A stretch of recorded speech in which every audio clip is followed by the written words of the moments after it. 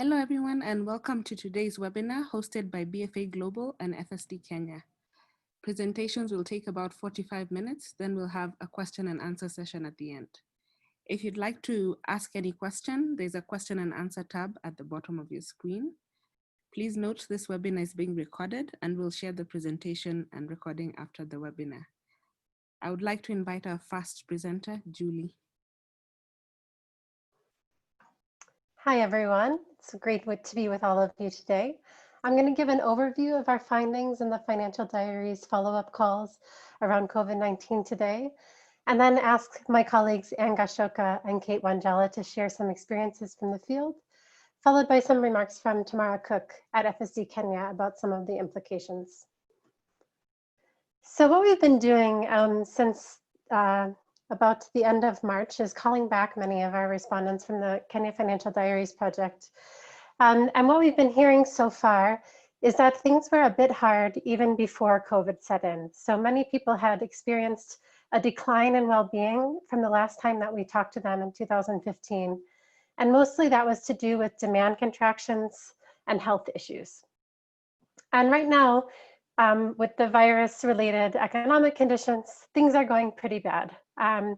People didn't have the liquidity that they needed to get through a crisis, and we'll talk about a little bit about why. Many were already leveraged, and a lot of their coping mechanisms were just put under a lot of strain immediately because of the contractions related to the virus. For a lot of people in cities, going to their rural homes might have been a good option, but that was cut off pretty early on by the government, who was trying to contain the virus in areas where there was a lot of spread already in urban areas. We know that the urban impacts and the rural impacts are quite distinctive, and we're starting to see conditions deteriorating in rural areas. We've seen some urban areas see a little bit of a rebound of business activity, but overall things are still pretty bad. We think that a lot of the response activities should focus on direct cash transfers, but we also need to care about some health impacts, like the continuity of contraception and girls' education, and to ensure that ordinary people are engaged in key recovery sectors, because there's a long road ahead. So for those who are not so familiar with the original Financial Diaries study, it started in 2012. There were 298 households who finished the study, and we had been visiting them every 2 weeks for more than a year to collect all of their cash flow data. We again followed up with them in 2015. This sample largely reflects a lot of the demographics of Kenya, but it is a sample that is a little bit poorer than Kenya at large, and their livelihoods depend pretty heavily on domestic remittances, self-employment, and casual work. When the COVID crisis began, we knew that this would be a really good place to turn to try to get some unexpected insights, to really get a pulse for what was happening on the ground, because we have these long and deep relationships with people. We have a sort of historical context for each household, what was going on, what were their coping strategies, and we can see how that's impacted now. And that lets us do qualitative work with them rather than just survey data, and it helps us understand things maybe we didn't expect to see. So what we've done so far is to pull together a team of 5 interviewers. These are all interviewers who are on the past team, so most of them know the respondents that they're calling, and they have this backlog of qualitative information about each of them. In the first round, we spent a pretty long time with respondents, catching up on lots of things that had changed over time. So those calls were between about 35 to 90 minutes. And our second round is still in progress, started around June 3rd, and that's much shorter, so about 15 to 25 minutes. And we're planning to do 2 additional rounds like that, and hopefully follow up in person when conditions permit. These are mostly qualitative interviews with a few structured questions that help us sort of track a few key variables over time. In the first round, we had about 200 participants. About 34% of them urban, which is similar to Kenya at large, which is about 40% urban. To give you a sense of what's happening in urban areas, let me introduce you to Leonita. She's 62 years old and she lives in a 1-room house here in Nairobi. Two of her daughters had very tumultuous relationships with their husbands and left them, and they're living there at the moment. And even before Corona, she was very eager to get them out on their own, but economic conditions hadn't really allowed them to save up for rent and deposits to feel like they could securely move out on their own. So the house is really packed right now, and when social distancing set in, that caused all kinds of tensions within the family. Leonida is HIV positive. At the moment, her care has not been interrupted, so she still has good access to her ARVs, and if she were to get sick, she thinks she could visit a healthcare facility without putting herself at risk. Her business is about selling porridge in the area, and her daughters sell chapati and tea, so these cooked food businesses. And this is really important because as soon as Corona set in, she saw that people were not going to work anymore, so they weren't eating food on the fly, and all of these businesses took a hit. So customer volumes dropped dramatically. There was also a curfew instituted in the evenings, and the big business in her area is a slaughterhouse, and they slaughter overnight. So all of these workers come in overnight, a lot of the trucks come in, and a lot of those people were customers. And all of that was put on hold until the slaughterhouse was able to work out a deal to work during curfew hours. Then on top of all of that, Ramadan started, and many of her customers were Muslim, and so she lost her Ramadan customers as well. So in that first month, really, of the COVID crisis, she saw her income about halved. And she didn't really have a lot of options because she was already in quite a bit of debt to her mother. And so she really didn't have very much savings. She really relied on the daily income coming in from her porridge business, which is normally pretty stable. She's saying that now things are starting to come back a little bit because of Ramadan being over, and she's just sort of scraping by now, hoping that things change soon. So as I mentioned, things started off a little bit rocky just because people weren't in a great position economically. When we look at the 2015 diaries, we see that a huge number of people were doing better off than they were in 2013. In the 2019 FinAccess study, we saw that Kenyans at large, a lot of them felt like things were actually getting worse. And that was coming out of a really hard time around demand contractions related to the 2017 presidential elections. And people really haven't fully recovered from that even today. Things had been getting better for people who were expanding their businesses primarily or adding new business lines onto their existing businesses.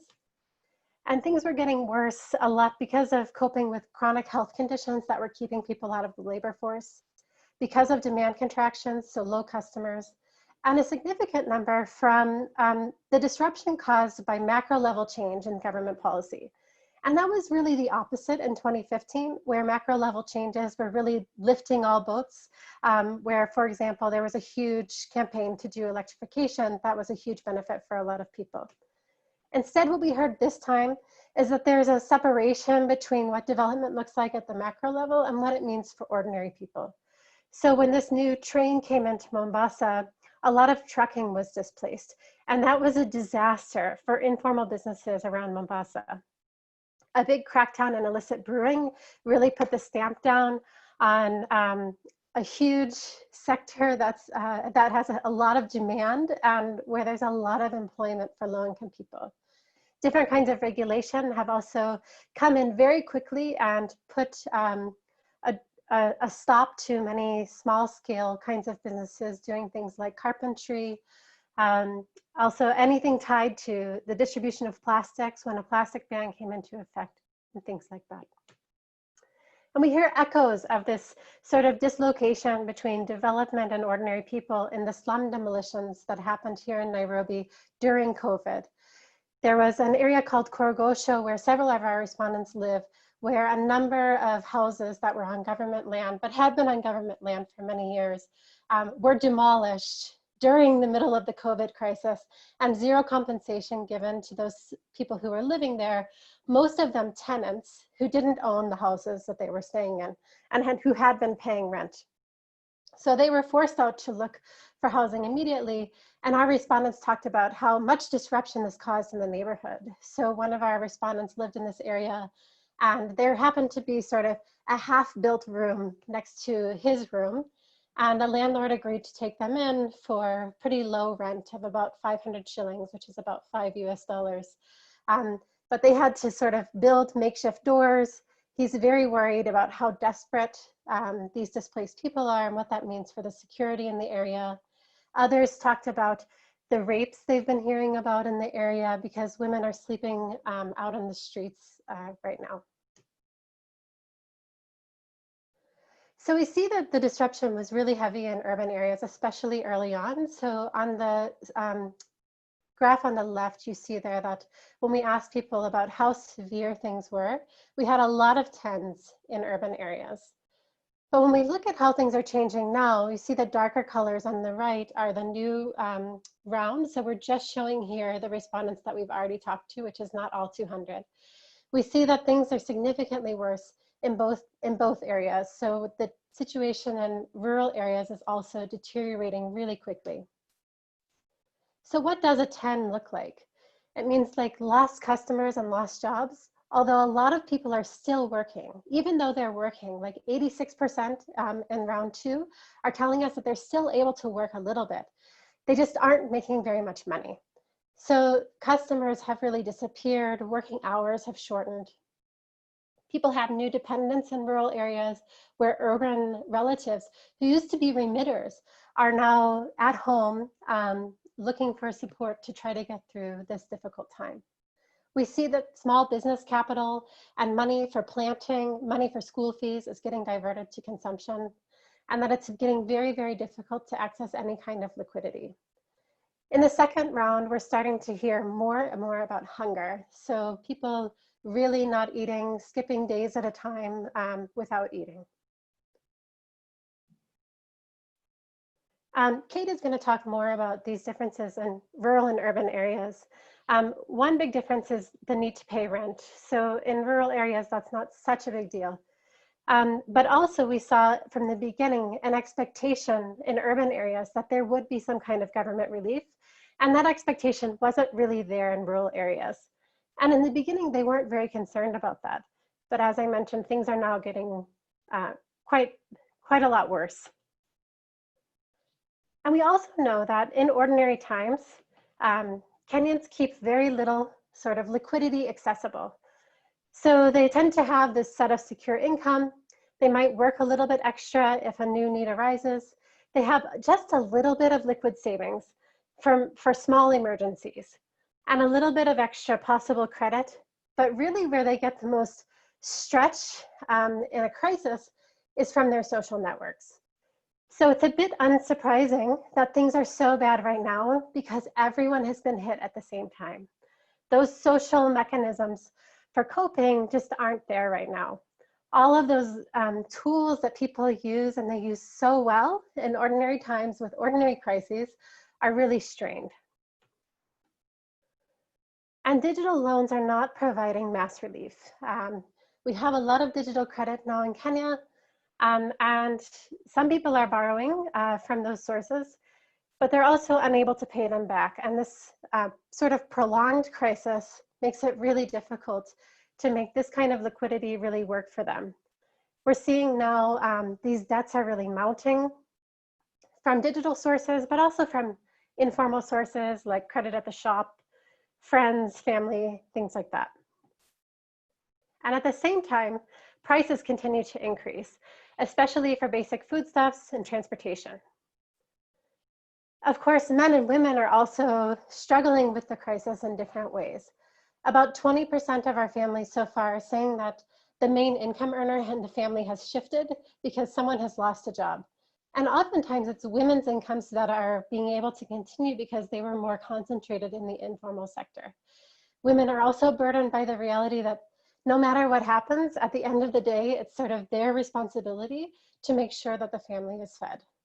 At the same time, some families that had been separated over distance before, with husbands, for example, working in town and the wives staying at the rural farm, are seeing that they're spending more time together, that their husbands are seeing all the work that they used to do around the house and are chipping in new ways, even reconfiguring the norms of who's responsible for which household chores and activities.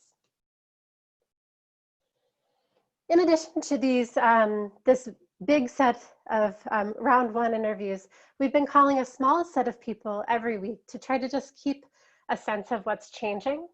And we've seen through those weekly calls that there has been some relaxing of social distancing, an uptick in business activity, but still very low capital availability, very little aid getting out. And we've seen sort of social repercussions emerging, more concerns over theft, more concerns over lynching thieves in the community, more strains on relationships that are coming from being unable to see each other for a very prolonged period due to movement restrictions here in Kenya. And in round two, we're seeing at a bigger scale just how difficult things are getting. So we've only done about 80 calls, but this data reflects about the first 60 calls that we've done so far in round two. And we've seen that the sort of feeling of the burden of the coronavirus has risen from about 5.7 out of 10 to an average of 8 across our sample. 81% say it's getting worse, 84% are still working, but their average weekly income is only around 500 shillings. That's about $5, it's not very much. About 40% of them had received some kind of aid, but sometimes that includes like very little, like a single bar of soap or a mask from the government. Well, people are really hoping to get food or cash. So we're seeing these instances of theft also arising and starting to see some burdens on the service infrastructure. Like in the beginning of the crisis, a lot of people were getting free water distribution, and that has stopped. Some of the healthcare facilities are now getting overwhelmed and turning people away.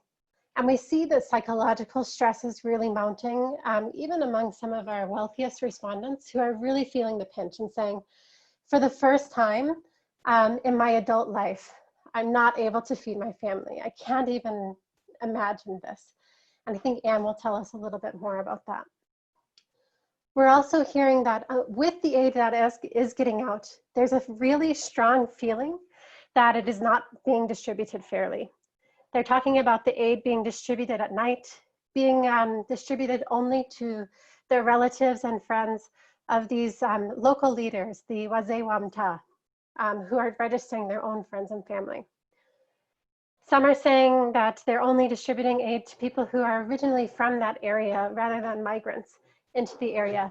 And that has a lot of tribal implications that are highly political. So this frustration and anger is really boiling up. And it's a really sad missed opportunity.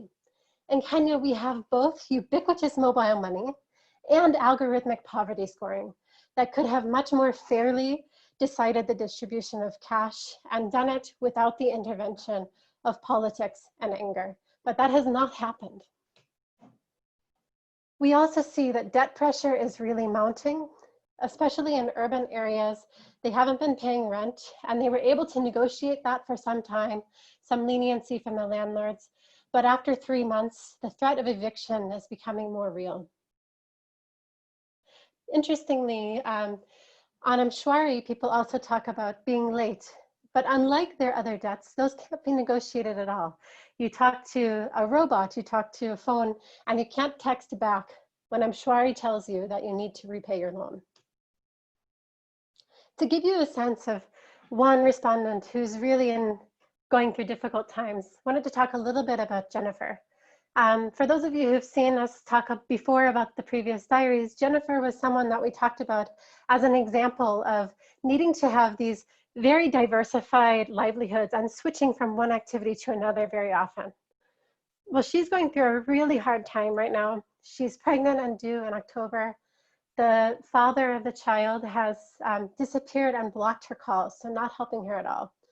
She had been doing washing clothes for people in an area called Eastleigh, and Eastleigh was blocked. It had a sort of micro lockdown because of the government claimed that there was a large number of cases there. And while you can bribe to get inside, 50 shillings, she wasn't sure that if she paid the bribe, she'd actually be able to get work that day. And then if she did get work, she'd only get 150 shillings. And if she paid for transport, then all that money would be gone. So she stopped going for a while. She's taken out as many debts as she can. She owes money on her rent, She has a huge amount of shop credit. She owes lots of friends and family. She has all these digital loans. She's maxed out everything, and there's really not much coming in. The only aid that she has received is a single bar of soap from a local NGO. So what does this mean for priority interventions? There could be quite a few, but in this stage, we're still in the emergency stage, and it looks like we're going to be there for some time. There's still a really strong need for mass cash transfers, and that will be true for some time, not just for relief, but also for local demand stimulus. It's going to be really important to connect people to recovering sectors, to help them replenish their assets, to get people back to school, especially girls, and to potentially provide some work opportunities as we start coming through this. In the long term, we have to be thinking a lot more about remarrying Kenya's GDP and Kenya's growth to ordinary people's well-being. That has separated in recent years, and we really need to think about strategies for getting poor people closer to the growth in Kenya. So I'm going to close there. We're continuing with the study, so there'll be more to read about. And if you're interested in reading more, and we'll put this on the website, here's a link to the blog series that we're doing on this study. And also, you can click on the book link there for a new book that's coming out on the old diary study in July. Let me hand it over to Anne. Hello, everyone. My name is Anne Gachoka. I'm a qualitative researcher at BFA Global. So I'm just going to pick up from where Julie left, and I'm going to be talking more about the impact that are strongly gendered. So out of the conversations that we have been having with this respondent, what has come out clearly is like some of the impact are very gendered. So I'll speak first of all on the multiple roles that we have seen women play. So one of that role is income.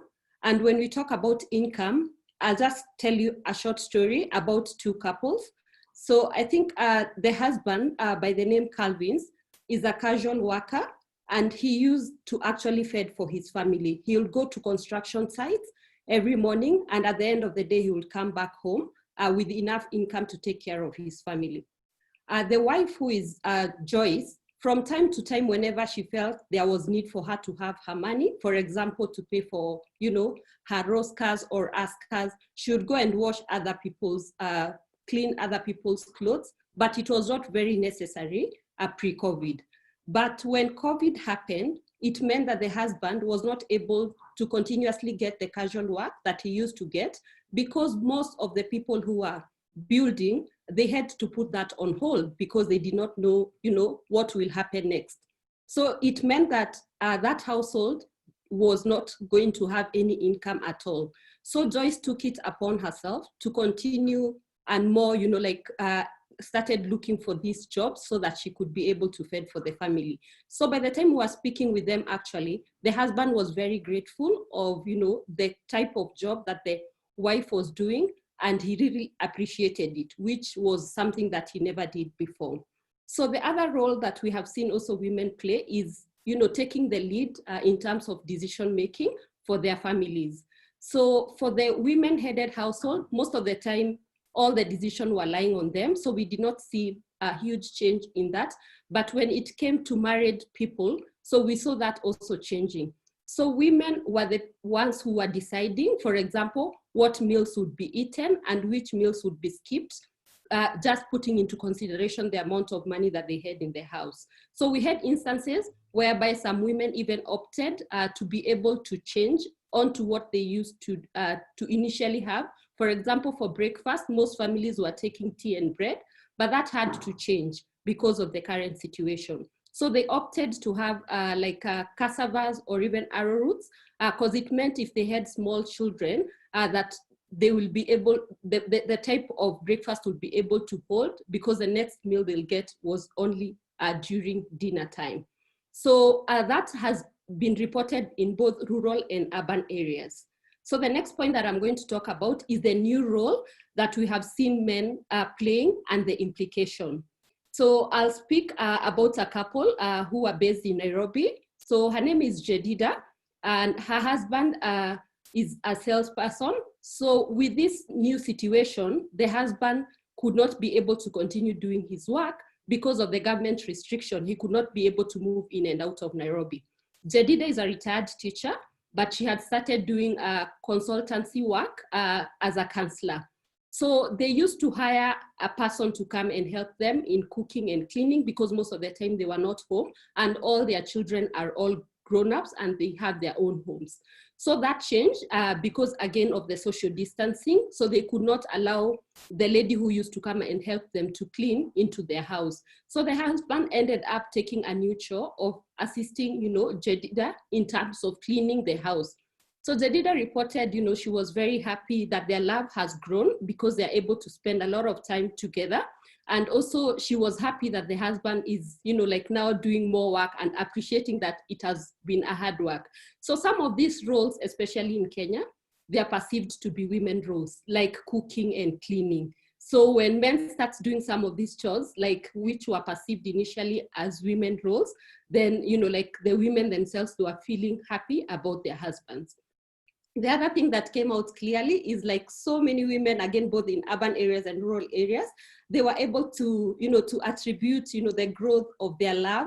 And also some of them, I think just to quote and quote, there's one that said, thanks to Corona, I'm able to spend more time with my husband. And again, I get to know where he is, unlike before. So there was also reported cases of faithfulness in their relationships, because some of the husbands, had, fidelity issues whereby they would spend a lot of time maybe going to their other mistresses, but that has changed over time and most women were appreciative of that. So I think the other thing on the flip side, when it comes to men, I just want to talk a little bit further about what Julie had already introduced. We saw the psychological impacts, especially for men who used to do very well before COVID-19. They were very comfortable, they had good jobs, they were able to provide for their families. So over time, even for those who had savings, the savings have already run out and the situation is becoming tougher for them. I'll speak about Peter, one of our respondents who is based in Nairobi. He's a tailor and he used to do very well and earn, a good amount of money because he had people coming in and out of Nairobi to buy clothes from him. He make like wedding dresses and all that. So when the situation changed, he started making cloth masks for some time. But when we continued making phone calls with him, he told us like the market is already now flooded with the clothes mask and he's not able to make as much as before. But because he's a man, he does feel like, like he has a lot of anger deep within him. He's very frustrated. He cannot be able to pay most of the accumulating debts, including house rents for where he lives and also the shop rent from where he is. So, like even from their own conversation, he was just like, like he's not happy at all deep within him. So their pride and their ego has been hurt in some way. And I think if the situation persists to be the way it is, maybe, they'll have built up frustration and anger, which eventually might not be very good for their family.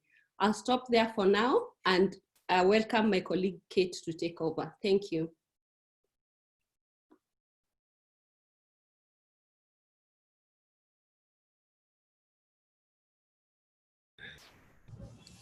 Thank you, everyone. My name is Cate Wanjala, a consultant research assistant with BFA. I'm going to talk a little bit about the key features of rural impacts of COVID-19. We've been talking to many respondents in the rural areas. Some of them are farmers, some are small businesses owners, others are casual workers. We also have some who are salaried like teachers. So we have quite a variety of income coming in the rural areas. Some of the similarities that we've seen so far from the calls that we made in April, and even the weekly calls that we are making, and this round that we are doing for all the respondents in our sample, we realized like income has started going down. That is from the start when COVID-19 came in.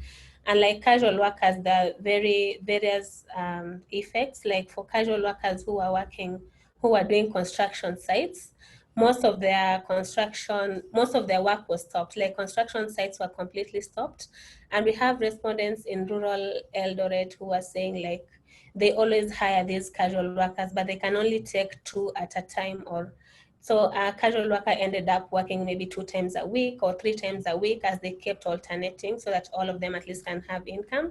But that shows that their income had gone down greatly, including even that of the contractor, because now he cannot finish his work on time to move on to another job.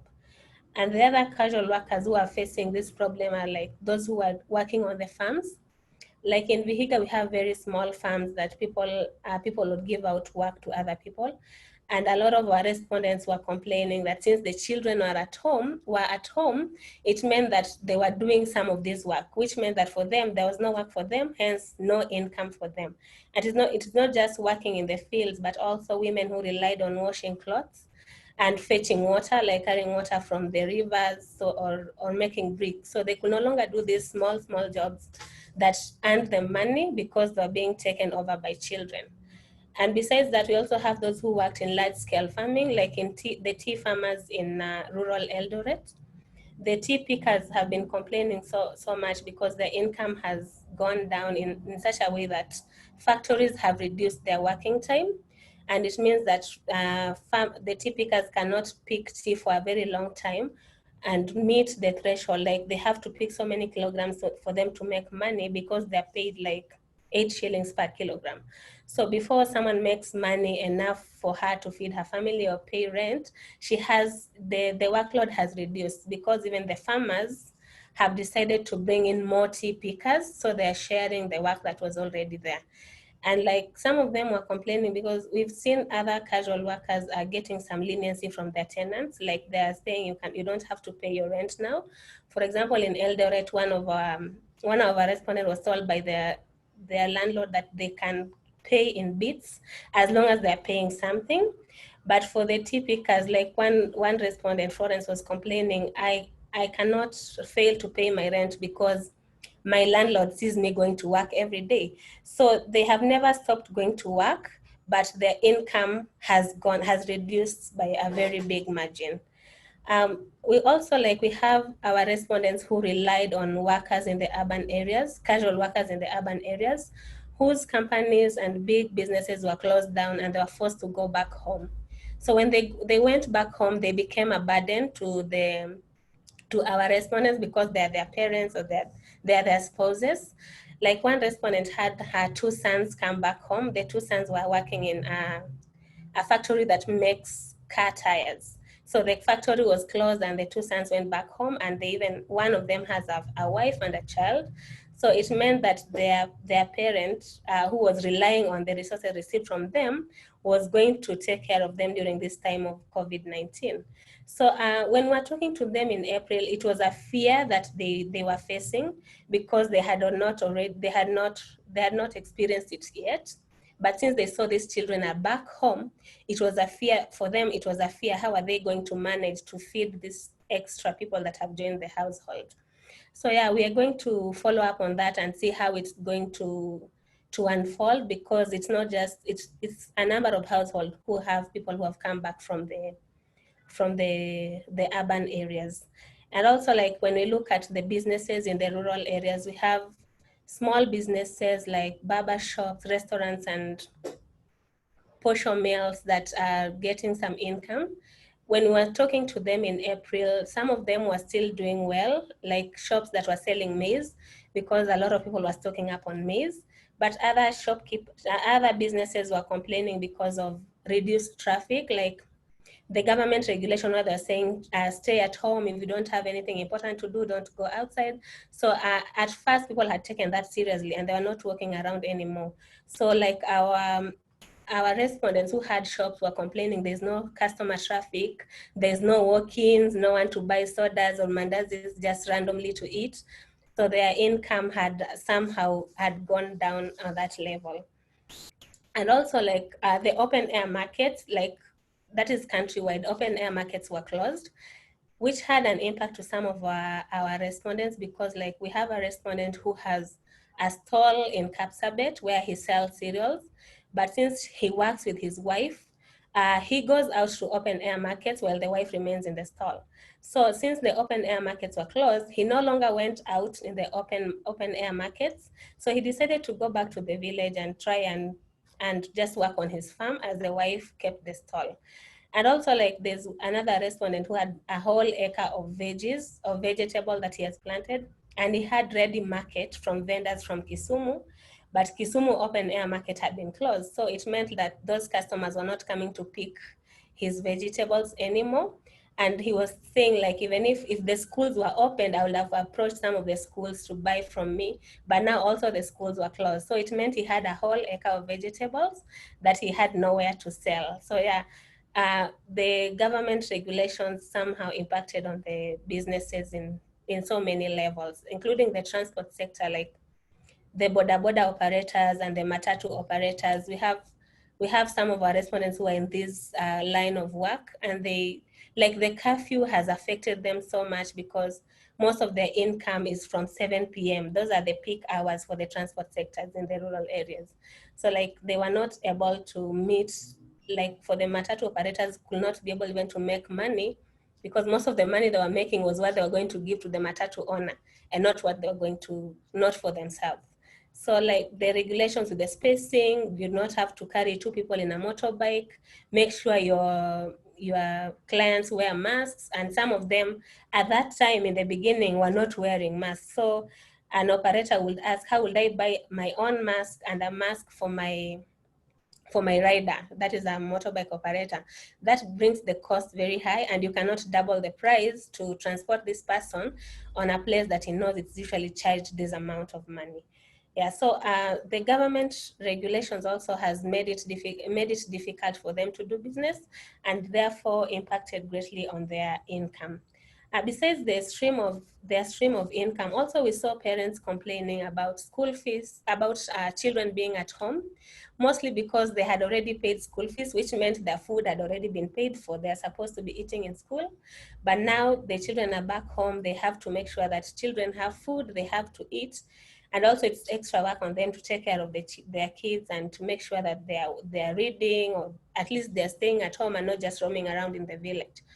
So most of the respondents we are talking to, since it was first term, they had already paid school fees, and also being a planting season around March, April, they had used most of their savings, most of their money to buy farm inputs. So they did not have much. So when you're asking them if they had stocked up on food, they were saying we don't have money to stock up on food. And in the rural areas, one of the things we saw, they had maize, which is one of the staple food that they eat. And so the maize is what has taken them so far, but it was not a lot that they still have it until now. So what we're observing now is that they don't have food in store as they did before. And so they had maize, but they didn't have money to buy these other food stuff that they would have needed. And also we have like what we are observing now from the calls that we are making now, the shop credit has really picked up. What we saw in April was that most people were not taking shop credit because maybe they did not have money to pay in time, so they actually just stopped taking shop credit. But what we are seeing right now with a few calls that we've made, Julie has already mentioned that we've already talked to about 60 respondents or so. So from what we are seeing is like shop credit is really picking up, and respondents, including the shopkeepers, are now opening up the shopkeepers are opening up to give credit to the clients, because at the end of the day, these are their customers. If they don't give them credit, then they'll also keep their goods. No one is going to buy from them because there's no money. So they have opened up into giving out shop credits to their customers. So what we are seeing now, like, just one major difference that I would like to highlight on the rural areas. We have the small farmers who have variety of crops in their farms, and we have the large scale farmers who have just a few, like maybe they're focusing on planting maize or focusing on just tea farming. So there's a difference in such a way that those who are small farmers at least have a variety of food. They can, if they don't have maize today, they can feed on bananas from their farm, sweet potatoes, or cassavas. Unlike those with large-scale farming, like those who have planted maize only. One of my respondents was saying, if I go right now to my neighbor who has a very huge land where he plants maize, I will not get anything because he sold most of his maize in the beginning of the year to pay for school fees and to buy farm inputs. So we are alike. And so this respondent is from Western Kenya, and he was like, but back home in Western, I know people have food, they cannot miss something to eat. So that is one of the differences that we see in the rural areas. But there's also the danger of people just consuming one kind of crop. One of the respondents we talked to, who is one of among those who are not doing so well, she had even slept hungry by the time I was calling her. She had slept hungry the previous night. Was like for the last 2 weeks they had been eating beans only, which they had harvested from their farm. So like despite them having variety, also it's not like all of them are ready at the same time. They just feed one product, and then if it finishes, then another one comes up. So it's still a challenge for them to just have a balanced meal or have a good meal on the table. So given time, I'm going to stop there and welcome my colleague from FSD, Tamara, to talk on the implications from FSD perspective. Thank you. Thanks, Kate. I hope everybody on this call and those who will watch it later are as inspired, but also as heartbroken as I am listening to these stories. When FSD Kenya first supported the Financial Diaries, we wanted to find out how people use their money, what role finance played in the way they manage their money. And what we found was so much more than that. Yes, finance is important. Finance is an enabler, but there's so many other factors that influence life. And I had the privilege of accompanying some of the researchers like Kate during the updates. And I saw the magic of the relationship between the researchers and the households, and how they weren't just giving them the financial information, which is already a lot of trust to put in a researcher, but they were telling them the stories behind those numbers. And I think you've heard some of those stories today. When I looked at the registration list, there were leaders from the Kenyan government, from the financial sector, from the nonprofits, from donors, from a very diverse group, both within Kenya, but also outside. And so as we listen to these stories, they may move us. They may make us smile when we hear silver linings, like Judita's husband, who's now doing the washing up. But they need to move us to action. And so the question is, so what? At FSD Kenya, we've long worked on cash transfers as something that we think is incredibly important, and we'll continue to support. And obviously not enough of that is yet reaching the Kenya Financial Diaries households, which likely means it's not reaching a lot of other people.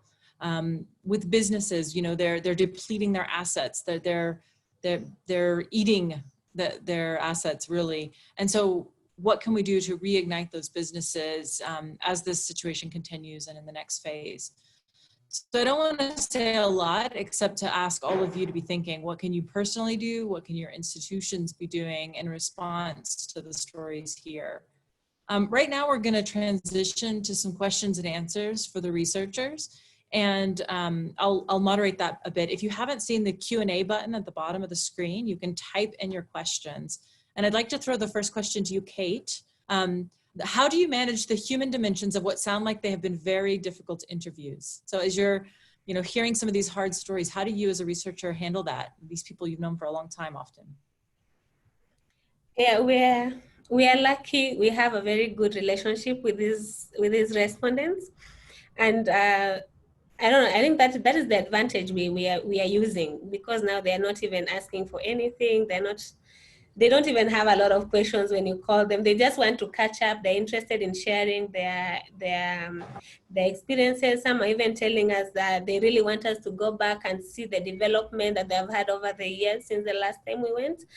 But I think generally we just explain to them what we are doing, the importance of the study and the reason why we are doing this, and they all seem to understand and give us the time. Yeah, and I know you've also sent thank you gifts to all the respondents as well. Yes. And maybe the next one for you is from Viola, who's asking about the customers who have digital loans and are currently not in a position to repay them. What are some of the recommendations they gave to help the lenders accommodate them until they're able to repay? And then she also asks, for those who have kind of multiple debts, who do they rank in priority, and who would they pay first if they do get some cash? All right, thank you for that question, Tamara. So number one, I think what we have had overall from most of our respondents who have digital loans, they normally get called by these digital lenders. So what they're able to say, sometimes they explain their situation whereby they're not able to earn, like income, because most of them are casual workers. So they will say, for some lenders, they're understanding, but for some other lenders who I don't want to name, they're very, stubborn in terms of like, they keep on calling and sending endless messages. As I think of yesterday when we were still making more calls, I think there's one of my respondents who actually told me he has saved all their numbers for the digital lenders who keep on calling them. So whenever they call, he doesn't pick up the calls. So that's one way they're doing. So I think to the next question about who would be the priority in terms of them repaying. So they have always been, spoke highly about lenders like Mshwari, I think KCB, mostly I think the mobile banks based digital credit apps, rather than these other digital lenders. So we have heard about Mshwari, KCB, M-Pesa, and it's because they also feel like they don't disturb them. Yeah, so they would prioritize, they will pay to those ones if they have money, because they also believe they have a very good relationship with them. However much, sometimes it's a robot, but they feel as if they're talking to a real person, because some of them are really kind to them, even when they send the messages. Like I think some of them previously, even before COVID-19, they were telling us, you can imagine Mshwari telling me, dear customer. So they feel appreciated. Yeah, thank you. Great.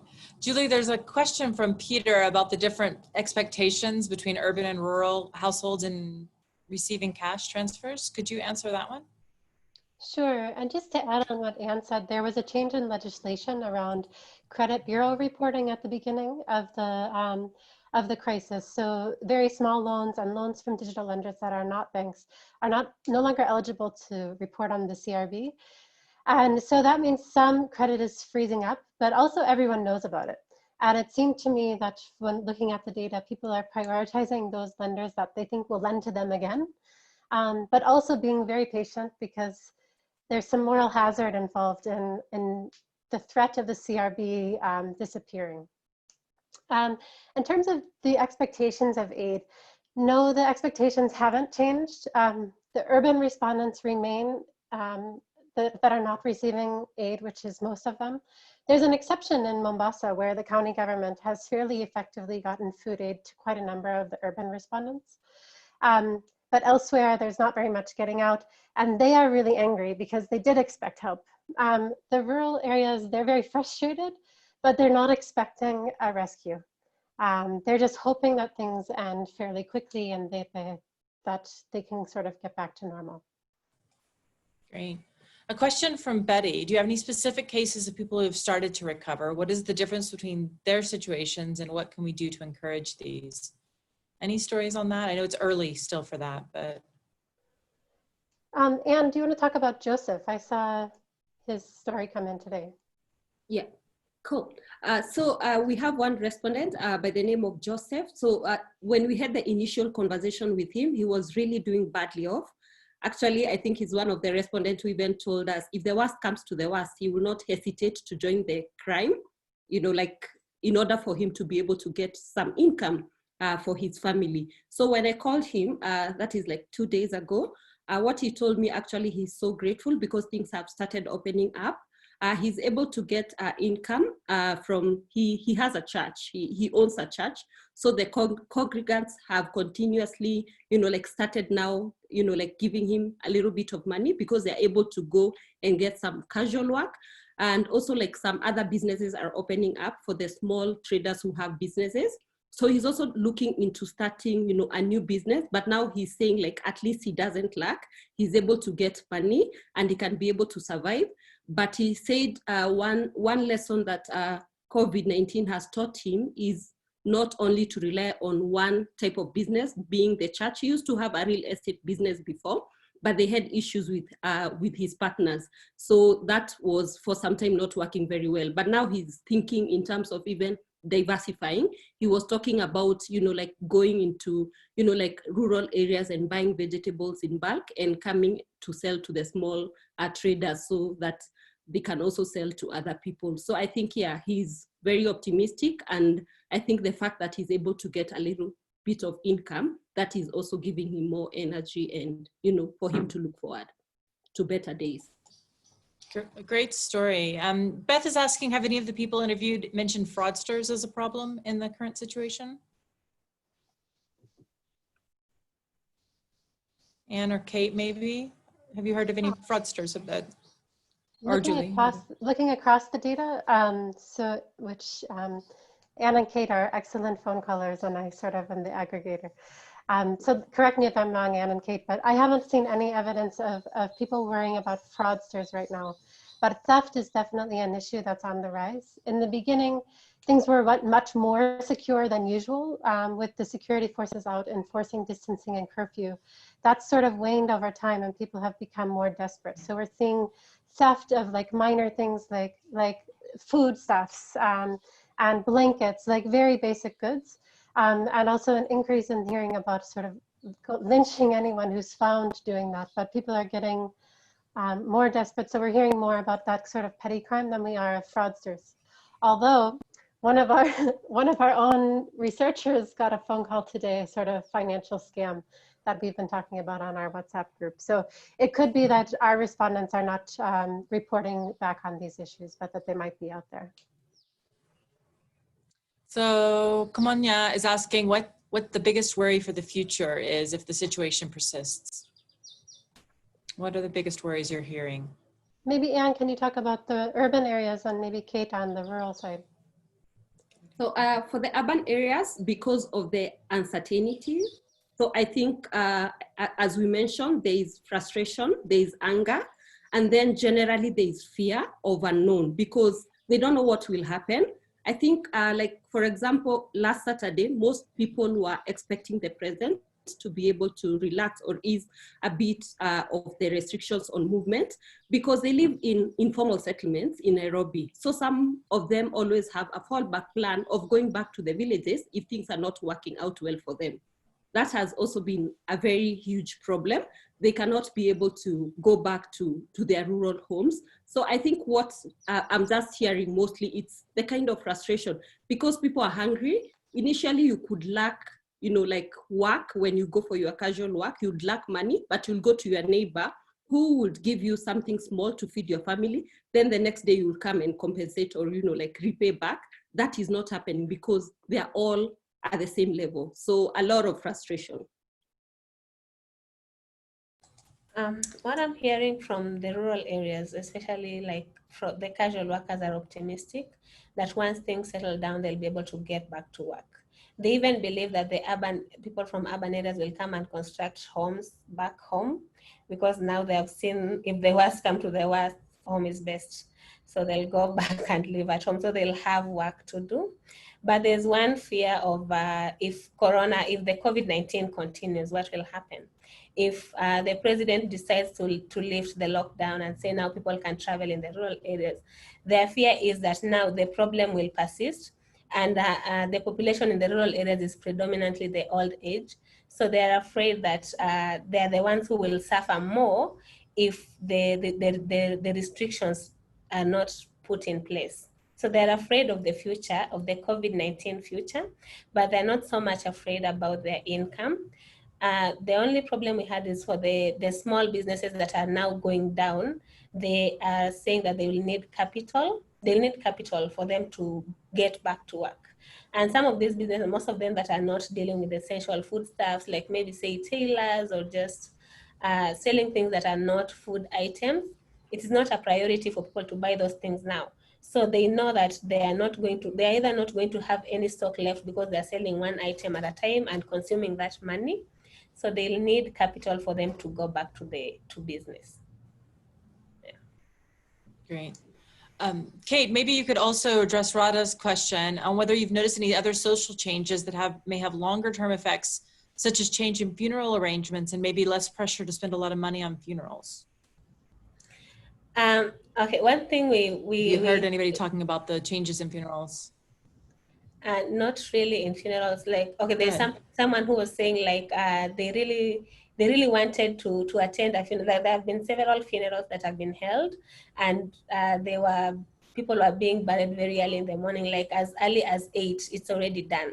So they're like, our life has changed so much. We cannot even attend a funeral. Like it's a very big deal for them, and it's not just a big thing like a funeral. Even chamas, they like the tea that they are going to take when they meet. They like their mandazis. So it is really affecting their social life in a very huge way.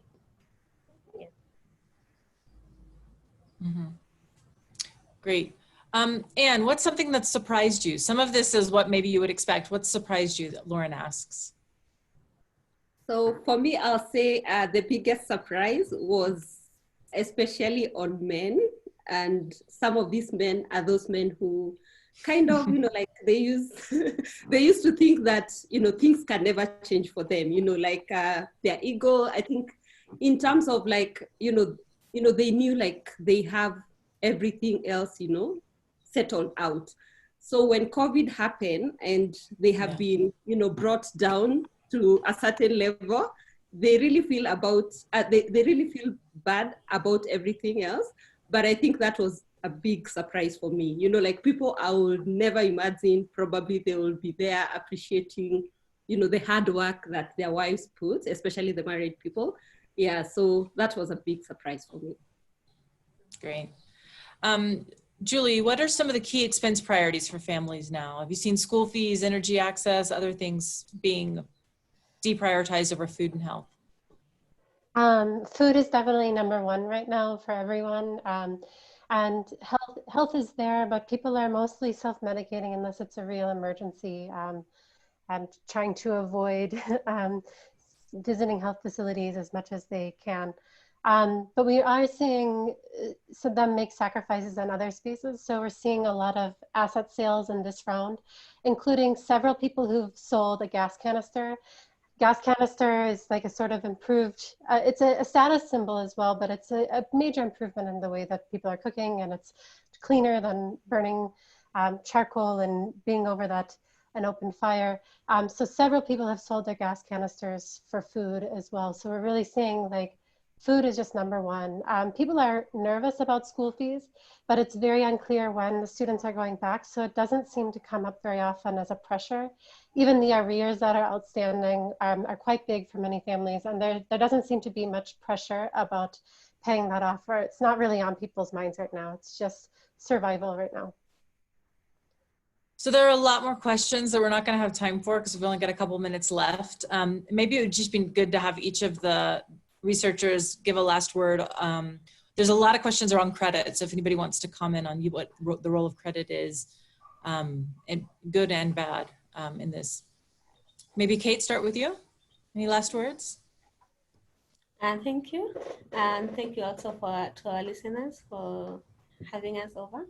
And maybe one last thing on the role of credit, as you mentioned, I'm seeing like shop credit is becoming a big thing, because now respondents have no other income. Maybe they don't have any money coming in. There are those who depend on resources received. There's no resources received coming in. So the shopkeepers are helping people at least get from one day to another. And besides that, we also see people also borrowing money from M-Shwari, mobile lending, mobile money like M-Shwari and KCB M-Pesa, which is really coming in handy. Some of them are very old dates for those that we are asking, but for most of them, we have very recent credit that they've taken to see them through the COVID times. So yeah, the credit is really coming in handy in these times. Thank you. Anne? Thank you very much for all our participants. All I want to say is like, I think empathy has really, like worked out for us, especially the way we have been interacting with the respondents. Sometimes it's not about what gifts you can be able to give them, or sometimes it's not all about money, but sometimes they just want someone who can be able to listen in through what they are undergoing. And even sometimes, like some of them have been telling us, you are the only person who has called me throughout this time. So they feel good about it. And actually that's how we are able to collect such, insightful data.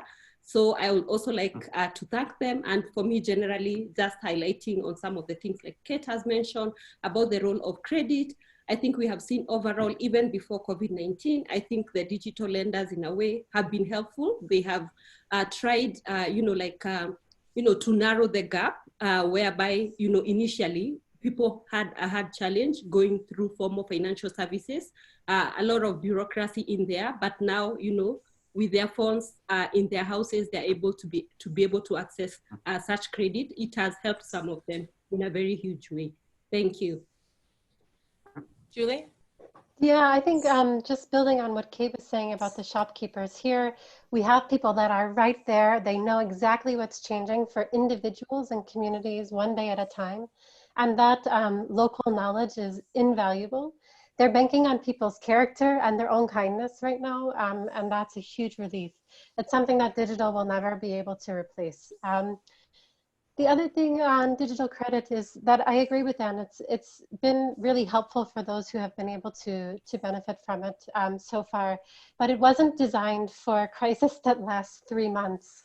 And unfortunately, we might be in this demand slump for some time. We've seen that in 2020, in the beginning of 2020, people were still recovering from the demand slump of the presidential elections 3 years before.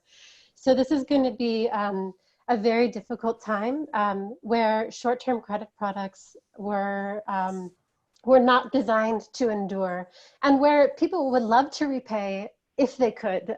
They do value it and they want to borrow again. So it's just not the right tool for this kind of crisis. And sadly, none of the tools that people have in their toolbox were quite built to withstand this kind of shock. Great. I think we're at time. So thank you, researchers, for listening to the respondents so that we can listen to you and be inspired by these stories. But as I said before, what's next? What do we